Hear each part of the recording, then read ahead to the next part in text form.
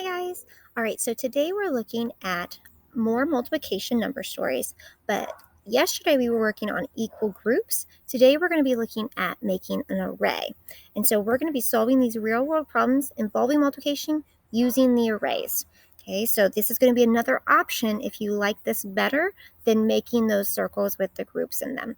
Okay, so again, this is important because think about what this looks like here in this cupcake box. We can see that there's 2 rows with 3 cupcakes in each row. That's actually an array. So a lot of things that we do, we automatically make arrays without even realizing it because it's easy to line them up like that. So we're going to talk really quickly about what an array is. How can they help me? I'm going to look over your math message and how arrays could have been helpful. And then I'm going to pause and then you're going to be able to watch my model in a little bit.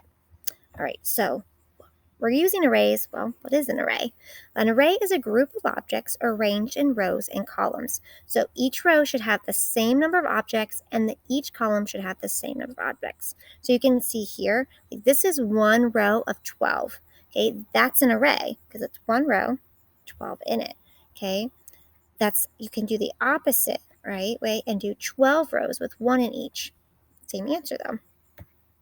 You can then make more groups and take your 12, but you can make it like this and have 2 rows with 6 in each, okay? Or 3 rows with 4 in each. Each time it's still 12.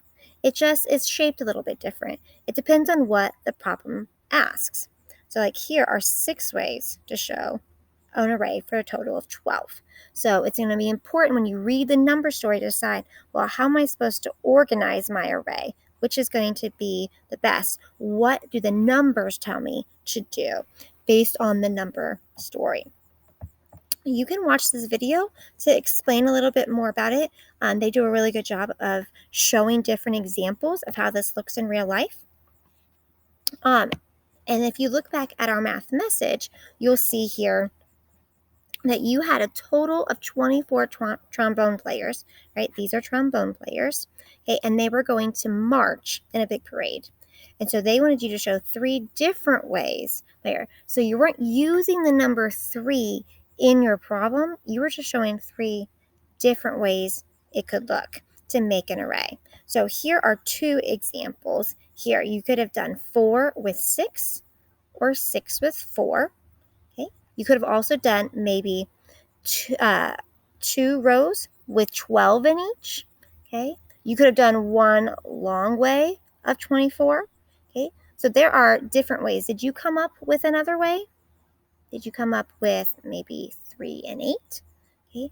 You could try different things and see what works. And that's what is great about an array. You can take the little dots and move them around until you make something that is with how many rows with things in each row, and it works with your problem.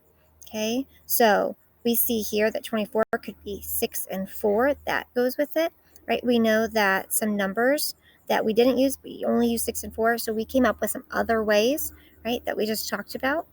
And then all those other things, when you think about it, when you multiply them together, if you take like the 4 times 6, that equals 24. So you should be able to count 24 dots right here. So, but if you look at this on evaluate, right, it would look something like this. Like which one of these shows the evaluate or shows the array of 4 times 5? Well, it has to be all the dots. This only has the outside, but there's not the same in each row. Same thing here. There's rows, right, in one column, but there's not all the rest of them. This would be our correct answer because all of the rows have the same and the columns. This is missing some. So when we're thinking about what this could look like on evaluate, this is a good example. Okay, so I'm going to go ahead and pause right now.